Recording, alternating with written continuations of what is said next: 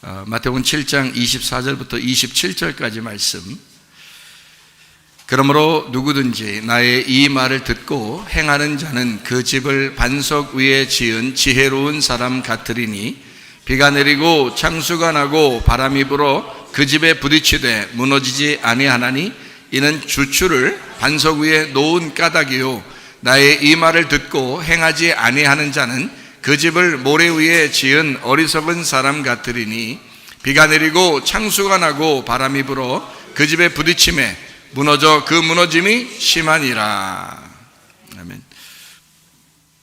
여러분은 반석 위에 세운 집, 모래 위에 세운 집 그러면 건축을 생각하게 되겠죠.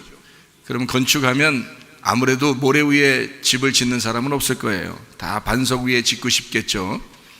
그러니까 성경적으로 반석 위에 지은 집이 무엇이고 또 모래 위에 세운 집이 무엇인가, 이것을 여러분과 함께 나누려고 합니다. 그냥 우리는 단순히 모래 위에 세우면 안 되지, 뭐 반석 위에 세워야지 라고 이렇게 생각하면서 성경을 읽게 돼요. 그러나 그것은 너무 이 세상적이고 표면적이요, 누구나 다 알 수 있는 그런 얘기잖아요. 세상적인 그런 지식을 이야기하는 거죠. 그러나 성경에서는 무엇을 얘기하려고 이 반석 위에 세운 집 그리고 모래 위에 세운 집을 이야기하는가 라고 하는 것을 우리가 한번 보길 원해요. 반석이라고 하는 게 페트라입니다. 페트라라고 하는 건 뭐냐면 큰 돌을 말해요. 큰 돌을 말한다고 하는 것은 베드로도 돌이죠. 예수님도 돌이고요. 근데 베드로는 작은 돌, 조약돌이라고 그러고 예수님은 큰 반석이라는 돌, 이렇게 이야기를 해요. 그래서 고린도전서 3장 11절의 말씀에 보면 이 터 위에 자기의 교회를, 주님의 교회를 세운다 이랬어요. 그래서 그것은 큰 반석이라는 것을 의미하는 거죠. 예수님이 그런 분입니다. 마태복음 16장에 베드로 보고 그러죠. 베드로, 너는 베드로야, 이렇게 얘기하죠. 그죠? 시몬을 일컬어 시몬 베드로, 그러니까 베드로야, 이렇게 얘기해요. 그때는 페트로스, 이렇게 이야기합니다. 페트로스라고 하는 것은 베드로, 작은 돌을 이야기해요. 내가 이 반석 위에 내 교회를 세울 거야 라고 마태복음 16장에 이야기하죠. 그러면 내 교회를 세울 거야 라고 할 때 그 내 교회를 세우는 것은 반석 위에 세우겠다 그랬어요. 너는 베드로야 할 때는 조약돌, 페트로스야 라고 얘기했고, 그 다음에 이 반석 위에 내 교회를 세우겠다 할 때는 페트라, 반석이라는, 지금 오늘 본문의 말씀에 이야기하는 이 말씀을 똑같이 얘기하는 거예요. 마태복음 7장에 나오는 이 반석 위에 집을 세운다라고 할 때 그 반석을 얘기하는 겁니다. 페트라, 그러니까 큰 반석을 얘기하는 거죠. 집은 반석 위에 세워야 되겠죠. 그러니까 작은 돌 위에 세울 수는 없잖아요. 그러니까 작은 돌이라고 하는 게 모래 같은 거예요. 그게요, 모래 같은 거. 그러니까 모래도 작은 돌이 쪼개져서 모래가 되는 거잖아요. 그러니까 돌이 쪼개지면 모래가 되는 거고요. 이것이 큰 하나의 그 돌, 산과 같은 그런 돌 같으면 반석이라 이렇게 이야기하는 거예요. 그러니까 예수님을 반석이라 이러고요. 반석 위에 교회를 세우겠다, 내 교회를 세우겠다 했으니까 우리 교회가 아니에요. 이건 주님의 교회지 우리 교회가 아닌 거죠. 그러니까 주님의 교회를 주님 위에다 세우겠다는 뜻이에요. 그러니까 우리를 위에 세우는 게 아니에요. 그러니까 우리들 위에 세운다고 해서 베드로를 일대 교황으로 여기는 사람들이 있어요. 그게 이제 카톨릭입니다. 카톨릭은 일대 교황을 베드로라고 그래요. 왜 그 베드로가 언제 자기 교황 시켜달라고 했나요? 성경에? 그런 거 없죠. 근데 사람들이 그냥 만든 거예요. 왜냐하면 사람들이 베드로가 그 페트로스고, 이 페트로스라고 하는 이 베드로가 위대한 그 사도니까 이 베드로가 첫 번째 교황이 돼야 되겠다 해서 교황을 만들어버린 거예요. 그냥 이렇게 교황으로 그냥 자기들이 부른 거예요. 일대 교황은 베드로입니다. 그래서 지금까지 쭉 이제 베드로가 지금까지 베드로의 그 교황 이어받아서 교황들이 쭉 지금까지 있는 거죠. 사실은 베드로가 교황시켜달라는 거 없었어요. 베드로는 작은 돌이에요. 어떻게 보면 우리가 성경적으로 보면, 자, 너는 베드로야 라고 할 때, 너는 베드로야, 넌 작은 돌이야 라고 할 때는 쉽게 얘기해서 지금 마태복음 7장에 얘기하는 반석 위에 세운 집, 모래 위에 세운 집, 이렇게 두 개로 나누잖아요. 그죠? 이렇게 두 개로 나누는 거를 예수님이 마태복음 16장에 너는 베드로야, 내가 내 반석 위에, 이 반석 위에 내 교회를 세우겠다 할 때 요거하고는 그 두 개가 비교된 거죠. 하나는 너는 베드로야, 근데 내가 이 반석 위에 내 교회를 세울 거라니까, 이런 말이에요. 그러니까 너는 베드로니까 넌 작은 돌이야. 자, 쉽게 얘기해서 마태복음 7장에 이야기하는 반석과 모래를 비교하는 것과 똑같은 거죠. 비교한 겁니다. 그죠? 반석과 모래를 비교해요. 자, 모래 위에 세우는 집 없죠. 예, 반석 위에 세워야 되겠죠. 똑같아요. 그러면 베드로 위에 교회를 세우면 돼요, 안 돼요? 안 된다는 걸 얘기하는 거예요. 너는 베드로야, 작은 돌에 불과해. 너는 내 교회에 하나의 소속된 사람에 불과하는 거다. 그러나 내 교회는 내 반석 위에 세워야 되는 거야 라고 이야기하는 거죠. 무슨 말인지 아시겠죠? 그래서 여기 베드로와 반석을 비교하고 반석과 모래를 비교한 것입니다. 똑같은 상태예요. 그러면 두 개를 비교해서 우리가 모래 위에 아무래도 집을 세우면 안 되겠죠. 반석 위에 세워야 되겠죠. 그래서 반석 위에 세우는 집을 우리가 세워야 되겠으니까, 주님의 교회를 세워야 되니까, 우리 교회를 세우면 안 되니까 주님의 교회를 세워야 되니까 우리는 반석 위에 세운 집이 무엇인지를 오늘 배워야 되고 깨달아야 된다, 이 말입니다. 그래서 이해하고 영의 말씀이 진리로 깨달아져서 이해가 돼야 이게 예배가 되는 거 아니에요.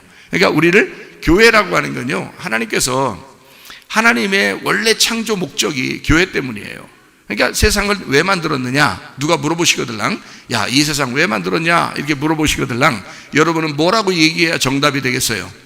하나님이 교회를 세우려고 이 세상을 만들 수밖에 없었어 라고 이야기해야 정답이 되는 겁니다. 왜냐하면 성경 창세기부터 요한계시록까지 하나님은 요한계시록 마지막 결론 부분에서 어린 양의 신부인 교회가 어린 양과 결혼하는 장면으로 이 세상을, 이 성경이 맞춰지게 돼요. 그러면 마치는 결론을 위하여 앞에 창조가 있었어야 되니까, 그래서 세상을 만들 수밖에 없었던 거죠. 그러니까 세상 만든 목적은 교회를 세워서 자기의 신부를 만들어 영원한 천국에서 함께 살고자 하는 하나님의 목적이 있었다 하는 얘기입니다. 그러니까 교회는 우연히 생겨난 것이 아니고 예수 그리스도의 계획에 의하여, 하나님의 계획에 의하여 자기 아들의 생명을 걸고 교회를 만들어냈다고 하는 것입니다. 창세기 2장에 보면 아담이 잠들었을 때 그 옆구리에서 어떻게 해요? 여자를 하나 이렇게 뽑아내죠. 갈비뼈로 여자를 뽑아냅니다. 자, 아담이 어떻게 하고 있을 때 갈비뼈로 여자를 만들어내죠? 그냥 세워놓고서 하나님은 갈비뼈 하나 툭 뽑으면 안 되나요? 놀랄까봐 그런 것 같아요. 그냥 세워놓고 눈 뻐끔뻐끔 뜨고 있는데 하나님이 갑자기 손이 쑥 나오더니 아담의 갈비뼈 하나를 팍 뽑아가지고 여자 하나를 딱 만들어, 얼마나 놀랍고 기적적이고 표적이겠습니까? 그냥 눈앞에서 그게 보이니까. 그런데 하나님은 그렇게 놀래키시는 분은 아닙니다. 그렇게 깜짝 놀래게 하시는 분이 아니라 아주 잠을 들게 만들어요. 왜 잠을 재우고서 일부러 그렇게 하나님이 그렇게 했을까요? 잠을 잔다는, 성경에 잠을 잔다는 것은 죽음을 의미하는 거예요. 아담을 재우고 아담을 죽이고 거기서 여자를 빼낸다라는 것을 의미하는 것입니다. 그러니까 예수 그리스도가 죽으셔야지만이 여자인 자기 신부가 나타나는 거예요. 그게 교회라는 것입니다. 그러니까 교회가 나타날 때는 예수가 이미 먼저 죽으셨다는 것이 전제가 돼야 된다는 거죠. 예수가 죽으시고 교회가 나온다. 그래서 마태복음 16장에 하나님은 내 교회를 앞으로 세울 거야 라고 이야기하는 거예요. 왜요? 예수님이 죽기 전이니까. 죽으시고 난 다음에 내 교회를 세울 거야 라고 해야 맞는 얘기가 되는 거죠. 그렇죠? 그래서 내가 이 반석 위에 내 교회를 세울 거야 라고 주님이 마태복음 16장에 말씀하시는 겁니다. 그러면 어떻게 할 때 어떤 전제를 가지고 교회를 세우겠다는 얘기예요? 예수님의 죽으심을 통해서, 예수가 자기가 죽으심을 통해서 교회가 만들어질 거야, 신부가 만들어질 거야. 내 신부는 그냥 얻는 게 아니야. 내가 죽음 가운데 죽고 얻어지는 거야, 이런 거죠. 여러분, 교회라는 것이 그렇게 이만큼 중요한 것입니다. 제가 제 아내를 구할 때 제 아내 하나님 앞에 기도했어요. 어떻게 기도했냐면, 하나님이 원하지 않으시면 안 주셔도 됩니다.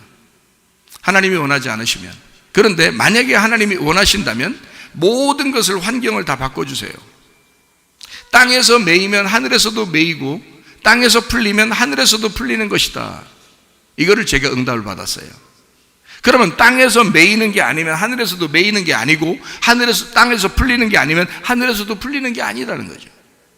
그러면 이 땅에서 하나님의 뜻이라면 주변의 환경을 다 바꿔서 반대하던 사람도 찬성하게 만들고, 그리고 돈이 하나도 없는 데서 결혼식 예식도 다 준비가 되게 만들고, 하나님이 사람들도, 나를 싫어하는 사람들도 좋아하게 만들고, 어쨌든 이것을 바꿔놔서 땅에서 매이면 하늘에서도 매이고, 땅에서 풀리면 하늘에서도 풀리게, 땅에 있는 일들이 하늘에서도 원하는 것이었다라는 걸 내게 보여주세요, 그런 거죠.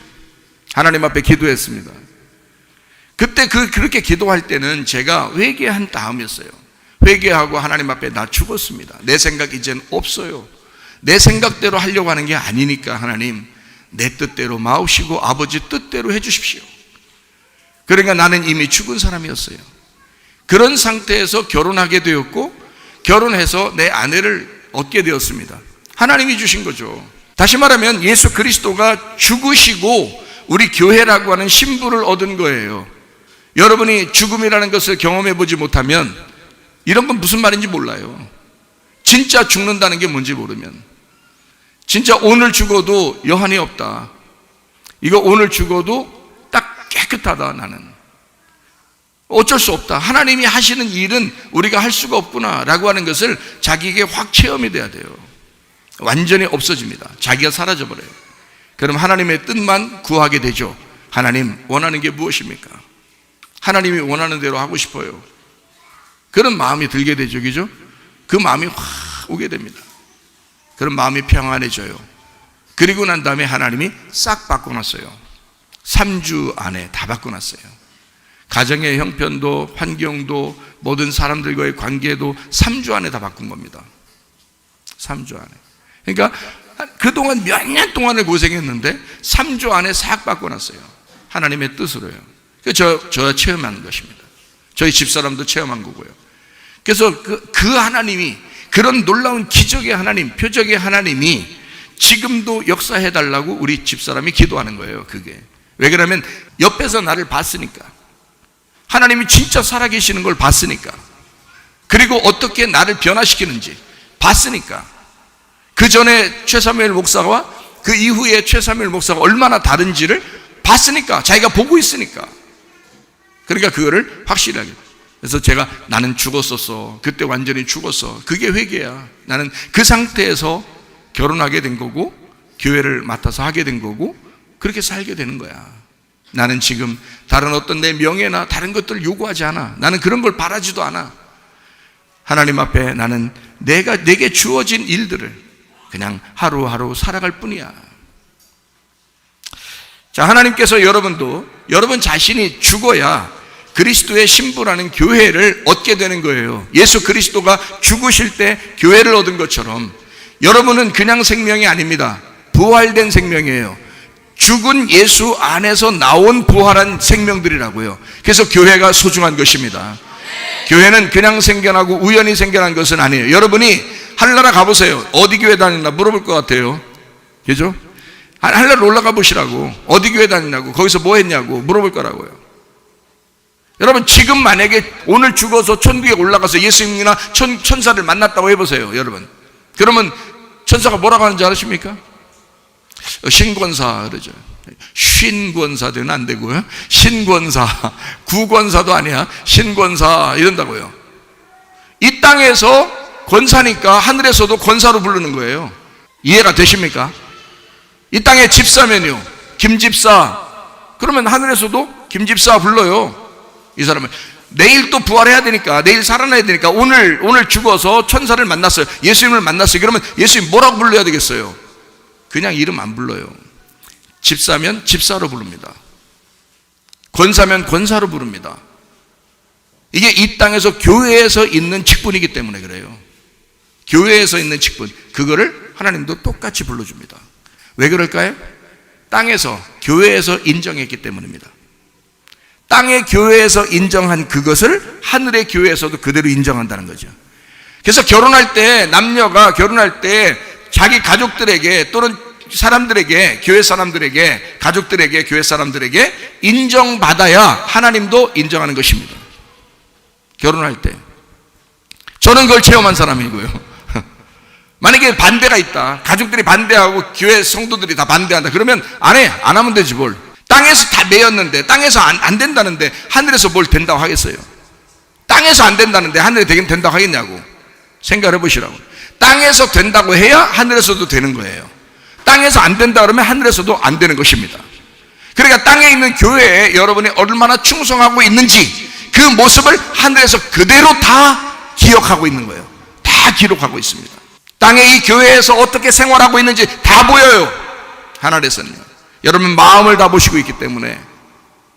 그러니까 교회 생활이 여러분 아무것도 아닌 게 아니에요. 이거는 예수 그리스도의 죽음을 통해서 만들어진 것이 교회이기 때문에, 이 교회는 자기의 생명과 같다고요. 예수 그리스도가 자기의 생명을 세울 거라는 거예요. 부활한 생명을 세울 거다. 그게 교회라는 것이죠. 내 교회를 세울 거야, 그런 거죠. 그게 페트라, 반석 위에 교회 세운다. 자기 반석 위에 자기 교회를 세우는 거예요. 베드로가 죽는 게 아닙니다. 예수가 죽는 것입니다. 베드로, 네가 죽어서 네가 너 위에다 교회를 세우는 게 아니야. 예수가 스스로 자기가 죽으면 그 반석 죽음 위에 세우겠다는 뜻입니다. 그게 반석 위에 세운 교회예요. 그러니까 이 교회는 아무렇게나 생겨난 교회는 아닌 거죠. 이해가 되시겠습니까? 반석 위에 세운 집, 모래 위에 세운 집, 이것을 구분해서 예수님, 베드로 이렇게 구분해서 주님의 교회를 세우는데, 어떤 거는 반석 위에 세울 것이고 어떤 거는 모래 위에 세우게 될 것이다. 그럼 이것을 구분해서 여러분에게 설명해 드리려고 하는 것입니다. 자, 그럼 반석이 뭔지 알겠죠? 반석은 예수님이다. 예수님 위에 세우는 것이다. 자, 요건 알겠죠? 그러면 이제 모래만 한번 몇 가지 찾아보도록 하겠습니다. 모래, 마태복음 7장 26절. 나의 이 말을 듣고 행하지 아니하는 자는 그 집을 모래 위에 지은 어리석은 사람 같다 그랬어요. 이 말을 듣고 행하지 않는다 그랬는데, 그럼 몸을 안 하면 그러면 이제 모래 위에 세운 집이 되는구나 이러는데요. 이 말이 제가 다시 말씀드릴게요. 모래 위에 세웠다는 것은 이 말을 듣고 행하지 않는 게 아니라 열심히 행한 걸 말하는 것입니다. 열심히 행한 걸. 그럼 원래 글씨가 그렇게 되어 있냐? 아니에요. 원래 글씨는 이렇게 되어 있죠. 원래 글씨는 이 말을 듣고 행하지 않는다고 되어 있죠. 근데 제가 해석을 하는 겁니다. 자, 주님 안에서 해석을 하는 거예요. 어떻게 해석하느냐? 이 말을 듣고가 아니라, 이 말이 어떤 말이겠어요? 이 예수님 말입니다. 예수님의 말이 아니라 사람들이 설교하는 것도 있겠죠, 그죠? 사람들이 노력해서 설교하는 것도 있을 거 아니에요. 자, 매끄럽고 부드러운 이런 설교들도 있을 거 아니에요. 자, 그런 말씀을 듣고 열심히 행하는 자는 모래 위에 짓는 집과 같으다. 예수님이라는 말을 듣고, 예수님의 말씀하시는 그 말을 듣고 그 말씀을 들으면 살아난다고 그랬잖아요, 그죠?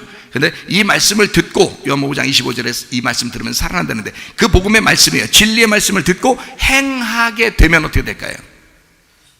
행하게 되면, 그럼 반석 위에 세운 집이 되는 거죠. 그렇죠? 반석 위에 세운 집이 되지. 그러니까 진리의 말씀을 듣고 행하는 자는 반석 위에 세운 집이 되죠. 그러면 진리의 말씀을 들었는데 행하지 않는 자는 어떻게 돼요? 모래 위에 세운 집이 되죠. 그걸 다른 말로 말하면, 자, 진리의 말씀이 아닌데 열심히 그걸 듣고 행하는 자는, 그러면은 모래 위에 세운 집이 되는 거죠. 진리의 말씀이 아닌데 그건 이미 모래란 말이에요. 모래인데 그 모래 위에 열심히 행해서 크게 짓는단 말이에요. 그 행한단 말이에요, 그게. 그러니까 진리의 말씀이 아닌데 이걸 열심히 행했다. 그럼 뭐라고요? 그걸 모래 위에 세운 집이다. 자, 진리의 말씀을 듣고 행한다. 그러면 어떻게 돼요? 반석 위에 세운 집이 된다. 자, 이제 요거 구분됐어요? 요 구분됐어요? 요 구분되면 이제 오늘 말씀을 설명할 수 있어요. 요 구분되면. 자, 뭐라고요? 다시 한번 얘기해요. 자, 진리의 말씀을 듣고 행하는 자는 어떻게 해요? 반석 위에 세운 집이 되는 거예요. 그러면 진리의 말씀을 안 듣고 열심히 행하는 자는 어떻게 돼요? 예, 모래 위에 세운 집이 되는 거예요. 그렇죠? 자, 진리의 말씀을 듣고 행하지 않는 자는 모래 위에 세운 집이고, 진리의 말씀이 아닌 것을 듣고 열심히 행하면 모래 위에 세운 집이 되는 거예요. 자, 요 말이 무슨 뜻인지 알겠죠? 자, 그러면은 이제 요것을 다시 여러분에게 설명해 드립니다. 모래만 몇 가지 찾아볼게요. 요한계시록 12장 17절 말씀, 용이 여자에게 분노하여 돌아가서 그 여자의 남은 자손 곧 하나님의 계명을 지키며 예수의 증거를 가진 자들과 더불어 싸우려고 바다 모래 위에 서 있더라. 누가 서 있다고요? 용이 서 있다고요. 용은 옛 뱀이고 사탄이고 마귀예요. 그가 모래 위에 서 있대요. 또 봅니다. 예레미야 5장 22절. 여호와의 말씀이니라 너희가 나를 두려워하지 아니하느냐 내 앞에서 떨지 아니하겠느냐 내가 모래를 두어 바다의 한계를 삼되 그것으로 영원한 한계를 삼고 지나치지 못하게 하였으므로 파도가 거세게 이나 그것을 이기지 못하며 뛰노나 그것을 넘지 못하느니라. 자, 모래가 어디에 있다고요? 모래가 바다하고 땅 사이에 있어요. 여러분 바닷가 가보면 아시죠? 모래가 거기 바닷가에 있죠? 그럼 바다하고 땅하고 사이에 모래가 있죠. 그 모래를 바다가 못 넘도록 만드는 경계선이라는 거야. 모래가. 그러니까 모래가 경계선이라는 거예요. 내일 모레 이런 얘기하는 거 아닙니다. 모래, 바다 모래를 얘기하는 거예요. 모래가 바다의 경계선이다. 이 얘기를 하는 거예요. 자, 그러니까 용은 어디에 서 있었다고 했어요? 모래 위에 서 있다고 했잖아요. 그죠? 그러니까 그 경계선에 있었다는 얘기예요. 무슨 말 알겠죠? 땅에도 아니고 바다도 아니에요. 거기서 용은 원래 바다에서 나온 거예요. 바다에서. 그러니까 이 땅이 아니라 바다에서 나와가지고 이 모래 경계선 위에 서 있다는 얘기고, 그리고 하나님도 모래를 두고서 바다와 땅을 경계하고 있다. 이렇게 경계선을 두었다. 이런 얘기를 했어요. 그래서 이 모래를 못 넘어가도록 그렇게 만들어 놨다는 거예요. 만약에 그 경계선이 없었다면, 모래라는 경계선이 없었다면 이거 바다 물이 다 넘치죠. 그래서 막 경계선 넘쳐가지고 바다가 막 온 걸 쓰나미라 그러죠. 그죠? 그래서 막 넘어와가지고 땅이 난리가 나죠. 그죠? 그런데 모래를 둬가지고 이거를 경계선을 딱 두고 있어서 평상시에는 쓰나미가 맨날 일어나는 게 아니라 그거는 어떤 인위적인 것이나 아니면 자연적인 뭔가 잘못된 것에 이게 나타나는 거지 원래는 그렇지 않다는 거죠. 이게 딱 성경에 있는 대로 하나님이 만드신 대로 이게 돼 있습니다. 자, 시편 78편 27절. 먼지처럼 많은 고기를 비같이 내리시고 나는 새를 바다에 모래같이 내리셨도다. 무슨 말이죠? 뭘 내렸다는 얘기예요? 예, 먼지처럼 많은 고기를 비같이 내리고요, 나는 새를 바다에 모래같이 내렸대요.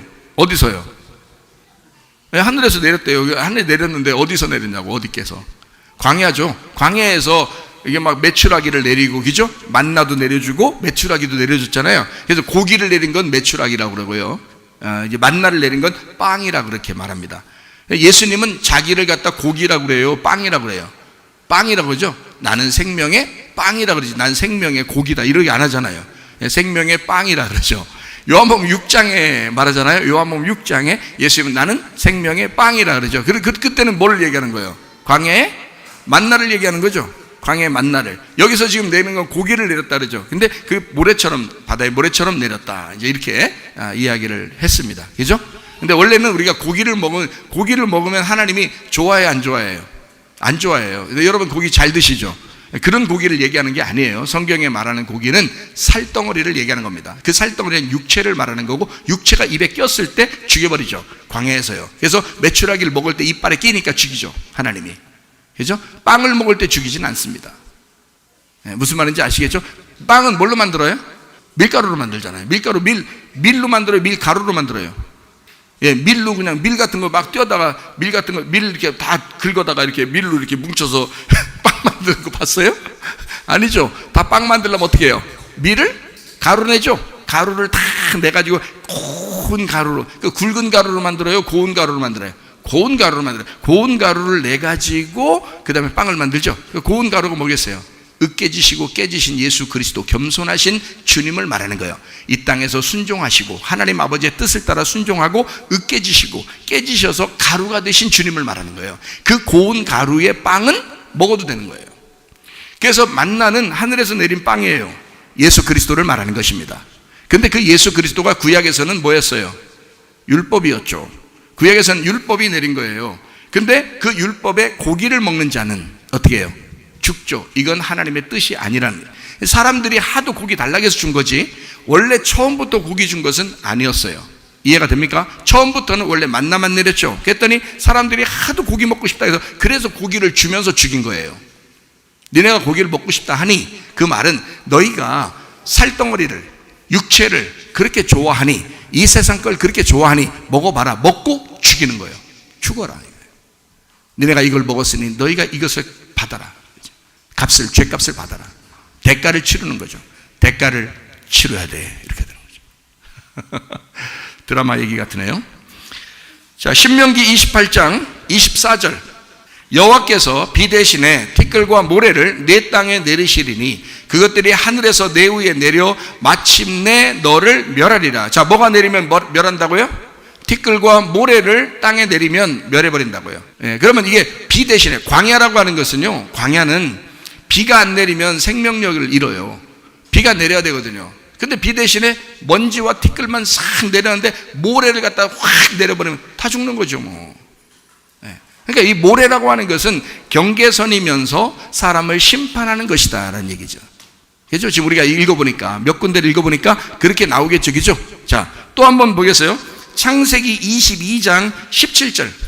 내가 내게 큰 복을 주고 내 씨가 크게 번성하여 하늘의 별과 같고 바닷가의 모래와 같게 하리니 내 씨가 그 대적의 성문을 차지하리라. 이랬습니다. 자, 여기서 내 씨가 그 대적의 성문을 차지하리라. 내 자손이, 내 씨가, 그 말은 예수 그리스도를 말하는 거예요. 아브라함의 자손으로 오시는 예수님, 그가 씨 하나죠. 그죠? 씨 하나. 그가 진리의 씨예요. 이삭입니다. 아브라함의 아들은 이삭이라고 그러죠. 그죠? 이스마엘이라고 하지 않죠. 이스마엘도 아들인데 이삭을 갖다가 씨라 그러죠. 그죠? 그래서 그 씨가 대적의 성문을 얻을 것이다 그랬어요. 그러니까 그 대적도 이삭에게 안 된다는 거예요. 이삭의 축복에 비하면 안 된다는 거예요. 그러니까 예수님의 축복에 비하면 다른 것들이 아무리 공격해 올지라도 예수의 그 자손들, 그건 이긴다는 거예요. 그럼 예수가 자기가 씨가 돼서 자손을 만들어낸 우리들이 뭔가요? 교회죠. 그러니까 그 교회는 음부의 권세가 이길 수 있다 없다? 이길 수가 없다. 마태복음 16장에 그래서 말씀하는 겁니다. 내 교회를 세우면 음부의 권세가 이기지 못할 것이다. 대적의 성문을 그 씨가 이기게 돼서 대적의 성문을 얻게 될 것이다. 정복하게 될 것이다. 다시 말하면 이 세상으로부터 우리가 정복당하는 것이 아니라 세상을 정복하고 살아갈 수가 있다 하는 얘기입니다. 물론 여러분이 다른 데 가서 막 싸워가지고 이겨라 이런 의미가 아니에요. 그런 의미가 아니라 원수 마귀를 얘기하는 거고, 원수 마귀가 이길 수가 없다는 것을 얘기하는 거예요. 자, 근데 여기서 보니까 하늘의 별과 같고 바닷가의 모래와 같이 복을 내려준대요. 그러면 하늘의 별은 뭐고 바닷가의 모래는 뭐예요? 자, 별도 많죠. 하늘의 별 보면 참 많죠. 그럼 바닷가의 모래 많아요, 안 많아요? 많죠. 그러면 하늘의 별과 같고 바다의 모래가 같고, 자, 아브라함의 자손이 그 정도 되나요? 안 되죠.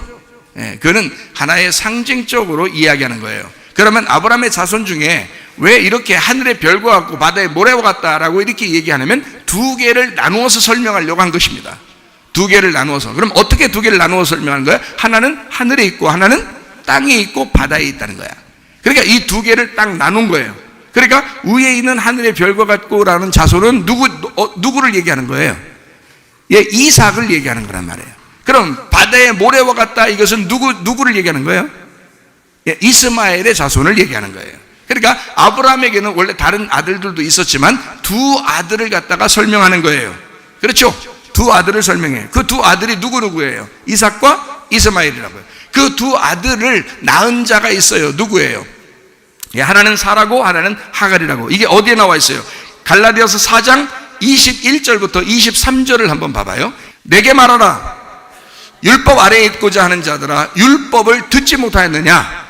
기록된 바 아브라함에게 두 아들이 있으니 하나는 여종에게서 하나는 자유 있는 여자에게서 낳다 하였으며, 여종에게서는 육체를 따라 낳고 자유 있는 여자에게서는 약속으로 말미암았느니라. 자, 그러니까 두 여자가 나타나는데 하나는 하갈, 하나는 사라예요. 그러면 사라를 통해서는 이삭이 나왔고, 그렇죠? 하나의 씨입니다. 그래서 이삭은 외동 아들, 독자예요. 예, 무슨 말인지 알겠죠? 외아들이에요. 그리고 이스마엘이라고 하는 사람도 이제 먼저 났어요. 근데 그 하갈이 났어요. 시내산을 통해서, 이 갈라디아 4장을 보면 시내산으로부터 온 율법을 상징하는 것이다 라고 이야기한 거고요. 그 다음에 사라는 예루살렘으로부터 온 자유 있는 여자에게서 나온 말씀이다, 이렇게 얘기한 거예요. 자, 그러니까 요 열매들이 하나 나타나는데 그게 바로 누구냐면 하나는 이스마엘, 하나는 이삭이라는 거예요.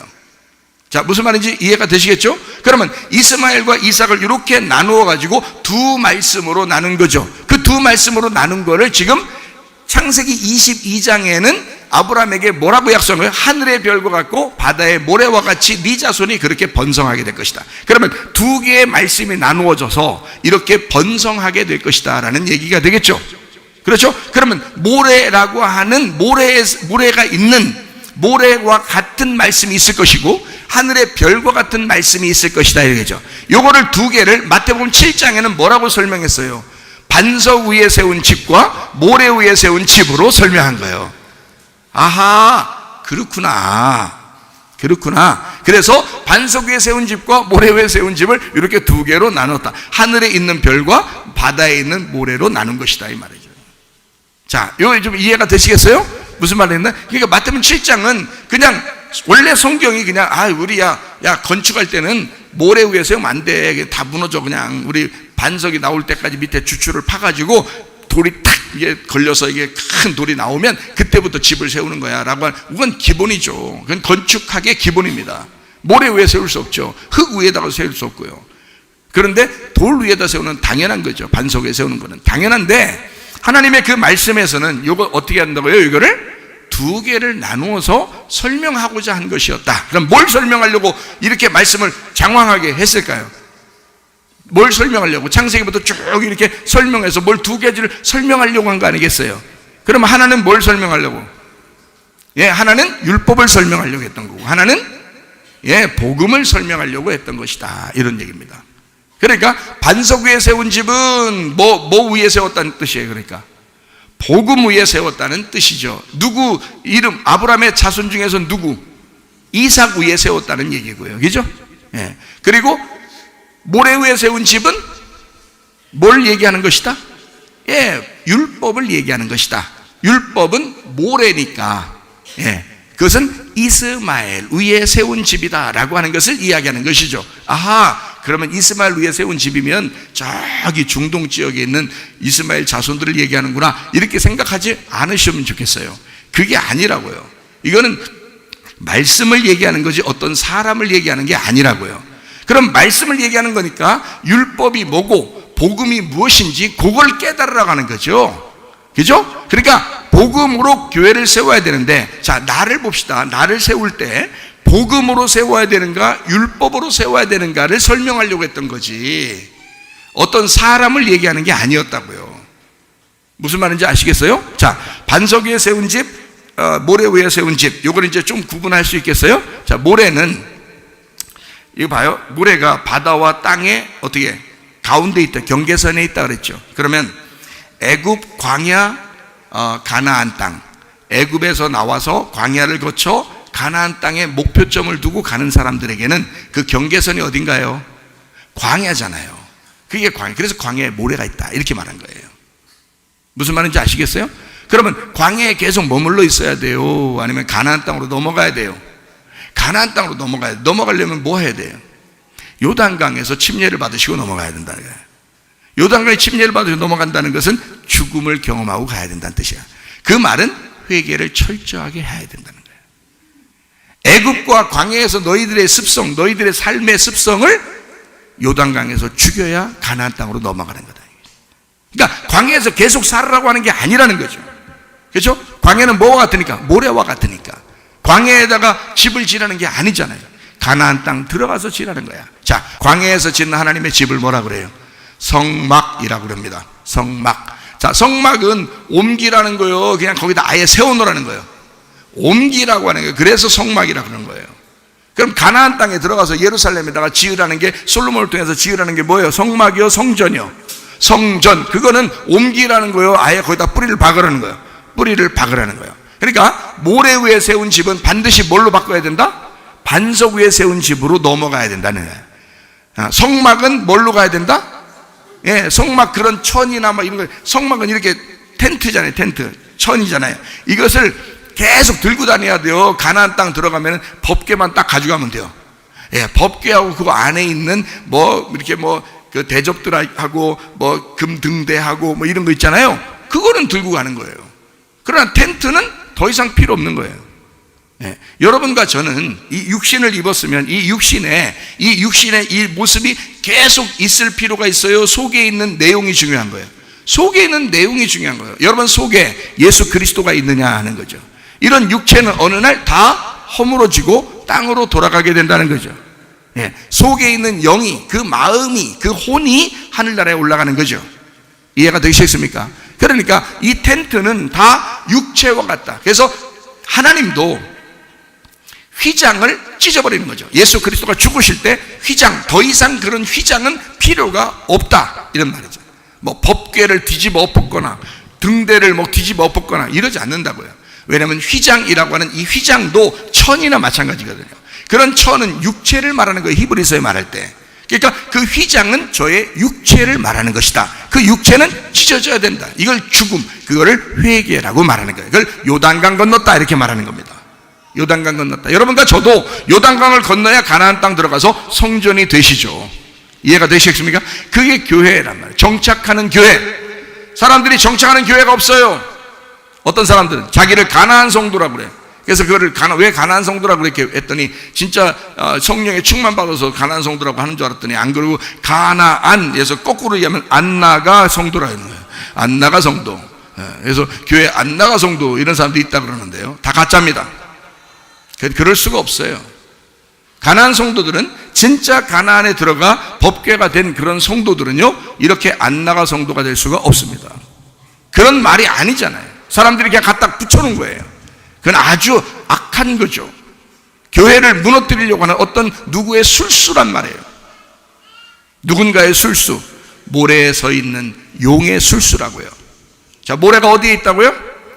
광야에 있다고요. 가나안 땅 가지 말라는 거예요. 그냥 광야에 있으라는 거예요. 가끔가다 애굽도 보자는 거예요. 애굽으로 돌아가자는 거야. 광야에 있자는 거야. 그러니까 여러분과 제가 이 마지막 때가 될수록 자기 교회가 있어야 합니다.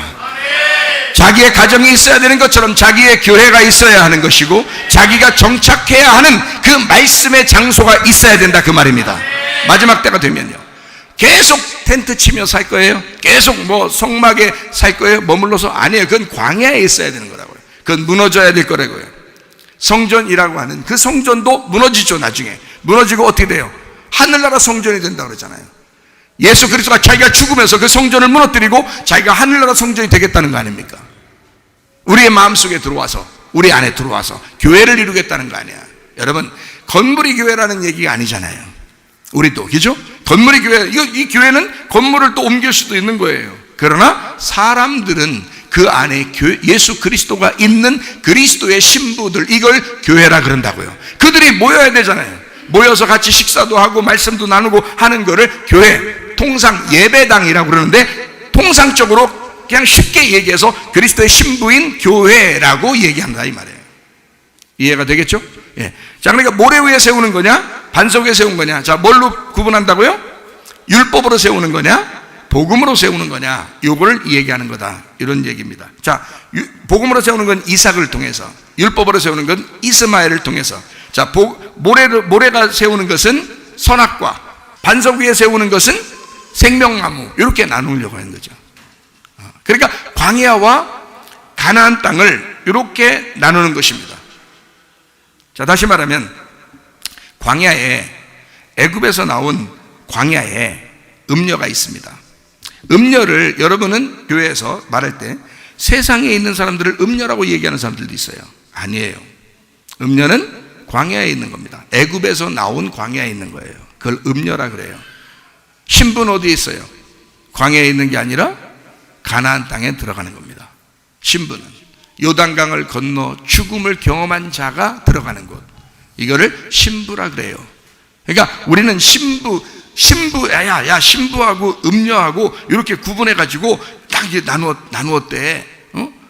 그러면 이거 음녀는 저기 밖에서 뭐 이상한 짓 하고 있는 그런 사람들을 음녀라고 그러는가 봐. 교회 나온 사람 우리들을 다 신부라고 그러는가 봐. 그게 아니고 교회 안에 있는 사람 중에서 자기를 생각하는 사람, 세상을 먼저 생각하는 사람, 이런 사람들을 음녀라 이렇게 말하는 거예요. 간음을 저질렀다. 한 남편만 원하지 않았다. 예수 그리스도라는 나의 남편, 그분만 원하지 않고 이 세상을 남편이라고 여겼다. 이 세상을 좋아했다, 이런 말들이에요. 야고보서 4장 4절에 있는 말씀이죠. 가늠한 여인들아, 세상과 벗된 것이 하나님과 원수됨을 알지 못하느냐. 그런즉 누구든지 세상과 벗이 되고자 하는 자는 스스로 하나님과 원수되는 것이니라. 자, 그러면 보세요. 가늠한 여인들아 하는 걸 때, 이 가늠한 여인들 할 때 이거를 세상 사람들을, 성경도 안 보고 있는 세상 사람들을 얘기하겠어요? 생각을 해보시라고, 여러분. 성경을 보고 있는, 하나님 말씀을 듣고 있는 이 사람들에게 야고보가 성경을 쓰는 거예요. 야고보서를, 편지를 쓰는 겁니다. 그러니까 세상 사람들에게 편지를 쓰겠냐고요. 이 편지를. 사도가 아니라고요. 교회 다니는 사람들에게 쓰는 거예요. 그러니까 교회 다니는 사람들에게 너희 가늠한 여자들아, 이렇게 말할 때 이걸 뭐라고 표현한다고요? 너희들 왜 한 다리는 교회에 있으면서 한 다리는 세상에 있느냐. 그러니까 주님만 바라보는 게 아니라 너는 세상을 바라보고 있다는 거예요. 그러니까 너는 간음을 하고 있다. 자, 남편이 하나 있어야 되는데 남편 저쪽에도 있고 저쪽에도 있다는 거야. 이게 간음하다는 거죠. 그러니까 세상하고, 세상이라는 걸 자꾸 네가 친구하고 있으니까 세상과 친구한 거는 하나님하고 원수다 이거야. 너 하나님 믿고 있지, 그러나 세상하고도 살고 있지, 이런 얘기예요. 자, 그러니까 우리는 주님만 바라보고 주님 나의 신랑 되시고 아버지 하나님만 우리 아버지가 되셔서 나는 그 하나님만 섬기겠습니다, 나는 오직 주님만 따르겠습니다, 나는 신부로서 예수 그리스도 나의 신랑만 따르겠습니다, 이렇게 해야 반석에 세운 집이 된다고요. 무슨 말인지 아시겠죠? 그러니까 자꾸 세상을 바라보는 이런 간음한 여자들, 음녀는 어디에 있다고요? 광야에 있다고요. 애굽과 애굽에서 나온 광야에 있다고요. 그래서 하갈이라는 여자를 통해서 이스마엘이 나왔는데, 이 하갈은 광야의 여자예요. 사라는요, 가나안 땅의 여자예요. 자유한 여자라고요. 하갈은요, 여종이라고 그렇게 말하죠. 여종. 종이 됐다. 그 종이 됐다는 말은 뭐예요? 뭐에 매여 있다는 얘기예요. 뭐에 묶여 있다는 거예요. 그 종이라고 그러는 거죠. 그러니까 왜 하갈을 그렇게 종이라고, 뭐에 묶여 있다, 매여 있다고 그렇게 말할까요? 어떤 여자이기 때문에? 율법의 여자니까. 이해가 되겠어요? 그러니까 교회를 모르는 게 아니야, 말씀을 모르는 게 아니야, 말씀을 아는데 율법에 매여 있다, 그 말입니다. 복음에 매여 있는 게 아니라, 복음을 들은 게 아니라 율법을 들은 거란 말이에요. 세상의 이야기를 들은 거란 말이에요. 세상의 지식을 들은 거란 말이에요. 그래, 우리 자신들이 하나님만 따라야 되는데 자꾸 세상 걸 따른단 말이에요. 그러니까 뭐가 매여 있는 거지. 그걸 여종이다, 세상에 매여 있는 종이다. 그거를 하갈, 이스마엘이 나오는 거예요. 그건 모래와 같다. 자, 너희들이, 모래라고 하는 것은 이미 세상 사람은 아니에요. 세상하고 떨어져 있는 거라고요. 그렇다고 해서 진짜 하나님 사람도 아니에요. 그냥 중간에 있는 겁니다. 이해가 되시겠어요? 그러니까 이거를, 자, 아브라함 보고 이삭하고 이스마엘이 있을 때 누구를 내쫓으라고 그래요? 예, 하갈과 이스마엘을 내쫓으라고 그래요. 자기 자식인데, 이스마엘도 자기 자식인데 아브라함이 내쫓기가 쉽겠습니까? 그렇지 않죠. 하갈은 그래, 좋아, 여종이라고 쳐. 그러니까 여자는 뭐 얻을 수도 있고 내보낼 수도 있지만 이스마엘은 아브라함의 자손이라고요. 그러면 이스마엘까지 내보낸다면 이게 쉽냐고. 안 그렇습니다. 이해가 되겠어요? 그런데도 내보내라는 거예요. 왜? 이 말은 우리의 마음 안에 있는, 우리 땅 안에 있는, 아브라함 안에 있는 이삭과 이스마엘, 사라와 하갈 중에 하나만 남기고 하나는 떠나보내야 된다는 것을 말하는 거예요. 자, 광야와 가나안 땅이 있으면 너는 가나안 땅을 사모해야지 광야에 머물러 있으면 안 된다, 이 말입니다. 이해가 되겠어요? 그러니까 이 하갈과 이스마엘 어디로 보내야 돼? 광야로 보내라 그런 거야. 죽을지도 모르죠, 광야에 내보내면요, 그때 당시에. 근데도 광야로 내보내라. 왜? 광야의 여자니까. 율법은 광야에서 죽어야 하는 거니까. 사라를 통해서 이삭만 너의 자손이 될 거야, 이렇게 하잖아요. 그 말은 말씀을 얘기하는 거죠. 여러분 자식들을 갖다가 하나는 뭐 하는 이래서 하는 이런 거 아니란 말이에요. 그런 말이 아니라. 아시겠죠? 자, 반석에 세운 집과 모래 위에 세운 집을 지금 여기서 설명을 하고 있는 거예요. 그래서 음녀라고 하는 것을 그대로 여러분이, 내가 혹시 음녀가 아닌가? 교회를 다니면서도 음녀가 아닌데, 그러면 이 음녀라고 하는 이 삶에서 승리하셔야 된다 이거야. 승리해서 넘어가야 된다는 거죠. 신부가 돼야 된다는 거예요. 그냥 여기서 머무르는 게 아니라 땅의 교회에서 승리해야 된다는 겁니다. 그러니까 싸우는 거예요. 전쟁하는 거예요. 그러니까 우리 보고 영적 무장하라는 거 아닙니까? 전신갑주 입으라는 거 아닙니까? 빛의 갑옷을 입으라는 거 아닙니까? 그래서 너희가 뭐 하라고요? 음료하고 싸우라고요. 네 속에 있는 음료하고 싸우라고요. 이해가 되시겠습니까? 그래서 뭐가 되라고요? 신부가 되라고. 모래하고 싸우라고요. 모래 위에 있는 용하고 싸우라고요. 그래서 모래를 걷어내고 땅으로 가라고요. 가나안 땅으로 들어가라고요. 하늘에 있는 별처럼 되라고요. 땅에 있는 모래처럼 되는 게 아니라 하늘에 있는 별처럼 되라고요. 이스마엘이 아니라 이삭처럼 되라가는 것입니다. 이 말씀이 그런 말씀이었구나. 자, 그러면 말씀을 정리합니다. 성경에 보면 창세기 3장 19절이요. 네가 흙으로 돌아갈 때까지 얼굴에 땀을 흘려야 먹을 것을 먹으리니 네가 그것에서 취함을 입었습니다. 너는 흙이니 흙으로 돌아갈 것이니라. 자, 뭐요? 흙은요? 흙으로 돌아간다. 그죠? 그러면 생기는요? 영은 하늘로 올라간다. 이렇게 구분한다. 흙은 흙으로 돌아가야 돼 라는 말이에요. 이건 육신으로 사는 것은 육신으로 끝내야 돼. 그리고 영으로 네가 다시 돌아와야 돼. 무슨 말인지 알겠죠? 세상으로 사는 것은 세상에 사는 것으로 끝내야 돼. 그리고 하늘로 넌 돌아와야 돼. 이 말이죠. 자, 요한복음 3장 6절 말씀. 육으로 난 것은 육이요 영으로 난 것은 영이니. 자, 여러분은 육으로 났습니까? 영으로 났습니까? 물론 육으로 났죠. 육으로 났기 때문에 음녀 짓을 할 수밖에 없는 거예요. 그러니까 육으로 난 사람이 다시 어디로 돌아가야 된다? 영으로 난 사람이 돼야 된다. 이걸 갖다 뭐라고 한다? 다시 태어났다, 거듭났다라고 얘기하는 거란 말이에요. 무슨 말인지 아시겠죠? 자, 물과 성령으로 여러분 거듭나셔야 합니다. 그래야 영적으로 다시 태어나는 것입니다. 이거를 부활이라고 그러는 거예요. 여러분과 저는 부활 성도예요. 다시 태어난 성도라고요. 그냥 이 세상에 태어나서 그냥 살아가는 그런 세상 사람들처럼 그냥 살아가는 그런 사람들이 아니라고요. 우리는 가늠한 여자가 돼서는 안 됩니다. 신부가 되어야 된다는 거예요. 흙은 흙으로 돌아가게 만들어라는 거예요. 영은 영으로 오게 만들어 하늘의 사람이 돼야 된다. 우리는 하늘의 사람으로 살다가 주님 만나시는 사람들이 되셔야 합니다. 이해가 되시겠습니까? 그래서 세상에 있는 것과 살아가게 되면 너는 가늠한 여자가 된다. 하나님과 원수가 되는 거다. 그래서 광야에 사는 사람은 광야에 만족하게 되면 이건 원수가 됩니다. 가나안 땅으로 올라가셔야 된다. 요단강을 건너 가나안 땅으로 올라가셔야 돼. 요단강 건널 때 그걸 다 뭐라고 그래요? 침례라고 그래요. 그걸 죽음이라 그렇게 말하는 것입니다. 자, 이해가 되시겠습니까? 무슨 말인가? 자, 그러면 이제 마지막으로, 진짜 마지막으로 한마디 하고 마치도록 하겠습니다. 구분 딱 하고 마칠게요. 마태복음 6장 10절 말씀. 나라가 임하시오며 뜻이 하늘에서 이루어진 것 같이 땅에서도 이루어지이다. 자, 마태복음 16장 19절. 마태복음 16장 19절. 내가 천국 열쇠를 네게 주리니 네가 땅에서 무엇이든지 매면 하늘에서도 매일 것이요 네가 땅에서 무엇이든지 풀면 하늘에서도 풀리리라 하시고. 마태복음 18장 18절 19절. 진실로 너희에게 이르노니 무엇이든지 너희가 땅에서 매면 하늘에서도 매일 것이요 무엇이든지 땅에서 풀면 하늘에서도 풀리리라. 진실로 다시 너희에게 이르노니 너희 중에 두 사람이 땅에서 합심하여 무엇인지 구하면 하늘에 계신 내 아버지께서 그들을 위하여 이루게 하시리라. 교회와 기도에 대한 이야기입니다. 그러니까 땅에서 이루어진 일들이 그대로 하늘에서 인정받게 된다. 여러분, 땅에서, 이 교회에서 여러분 이 반석 위에 세운 집 교회인가? 아니면 모래 위에 세운 교회인가? 여러분 자신은 반석 위에 세워진 사람인가? 아니면 모래 위에 세워진 사람인가? 아니면 반석 위에 세우려고 했는데 여러분이 모래짓을 하고 있는 것인가?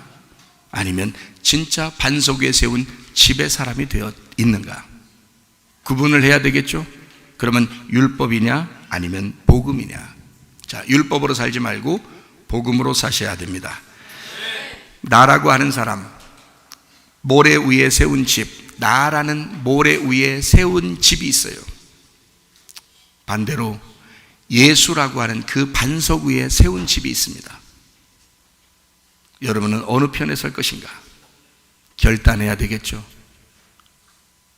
십계명도 보면 뭐 하지 말라라는 말이 있고 하라라는 말이 있어요. 하라라는 말이 두 가지가 있습니다. 뭐예요? 안식일을 잘 거룩히 지켜라 그랬고요. 또 하나는 부모를 공경하라. 이 말이 무슨 말이라고 했어요? 우리에게 난 너를 사랑해. 그래서 너 안식해야 되고 평안해야 돼. 너 행복해야 돼. 난 너를 사랑해. 네가 내 안에서 울타리가 내 울타리 안에서 뛰어놀았으면 좋겠어. 행복했으면 좋겠어, 즐거웠으면 좋겠어, 그런 말씀이죠. 너 해라 이렇게 말할 때는 하나님이 우리를 너무 사랑해서 이야기하는 거예요. 하지 말라 그러면요, 너 잘못하면 큰일 나, 이렇게 하지 마, 이렇게 살지 마, 살지 마, 이렇게 살지 마, 너 이렇게 해라, 이렇게 살아, 이렇게 살아, 이런 말이잖아요. 자, 그러면 하지 말라는 게 몇 가지예요? 8가지. 하라는 말이 몇 가지? 2가지. 자, 8대2, 2대8. 자, 2대8, 이렇게 머리 2대8, 2대8. 자, 어느 쪽이 더 많아요? 예, 8이 많아요. 2가 더 적어요. 자, 2를 하는 게 편하겠어요? 8개 하는 게 더 편하겠어요?